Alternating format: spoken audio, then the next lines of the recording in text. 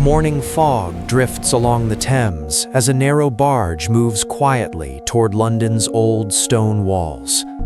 Oars dip and rise in patient rhythm, while gray water folds softly around the hull of the vessel. Within the canvas cover sits a prisoner, silent as the river carries him toward iron fate.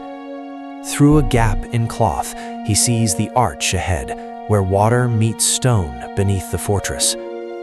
Trader's Gate waits at river level, its teeth of iron lifted above the restless tide.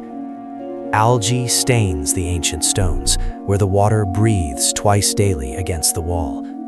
The gate faces the river, not the city, hiding arrivals from London's crowded streets.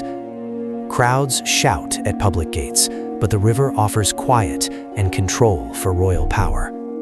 The barge glides forward, guided by current and command, toward the narrow archway. Water echoes under stone as the vessel passes beneath the shadow of the gate. Behind him, the iron grate falls slowly, sealing river from prisoner and prisoner from river. The sound is dull and final, like judgment spoken in a cold chamber of law. He steps onto wet stone, where centuries of footsteps have worn shallow paths.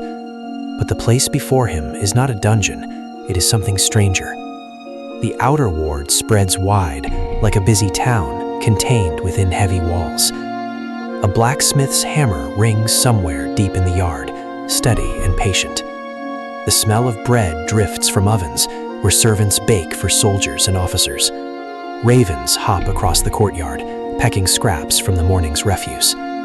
Guards cross the open ground, while messengers hurry between towers and halls. Life moves here with order, as if prison and city share the same breath. The fortress works through layers, outer wall, inner wall, and the pale central keep. Each ring holds its own life, each able to stand alone if the city falls. Storehouses guard grain, wells guard water, and armories guard iron strength.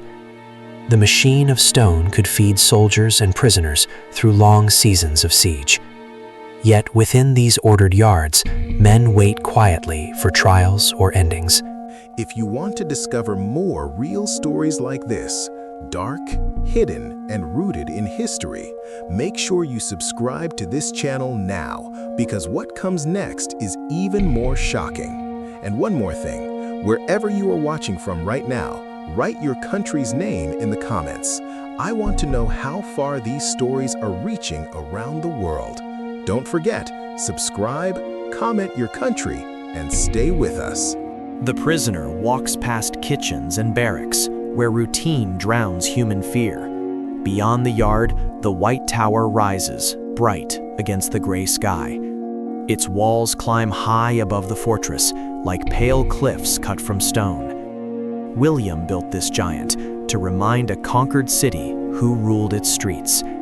The walls are thick enough to swallow arrows and strong enough to outlive kings. Narrow slits watch the city, but offer little comfort to those inside.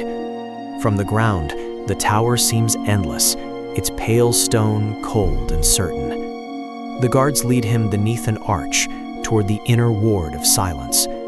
Here, the fortress grows quieter, as if even sound fears these walls. A wooden door opens, and the prisoner steps into a chamber of stone. The lock turns softly, practiced by generations of unseen hands. Inside waits a narrow room, lit only by a thin blade of daylight.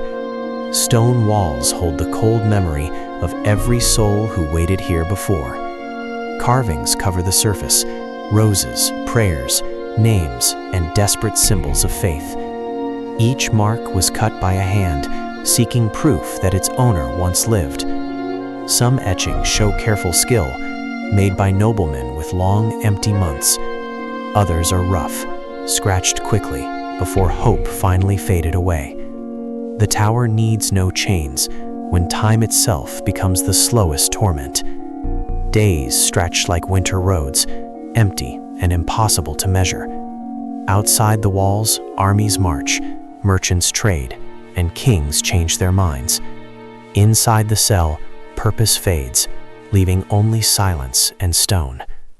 Morning bells from the chapel drift across the courtyard beyond the window.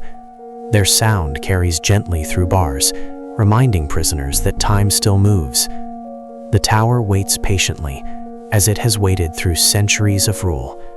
Stones remember every rebellion, even when history forgets the names.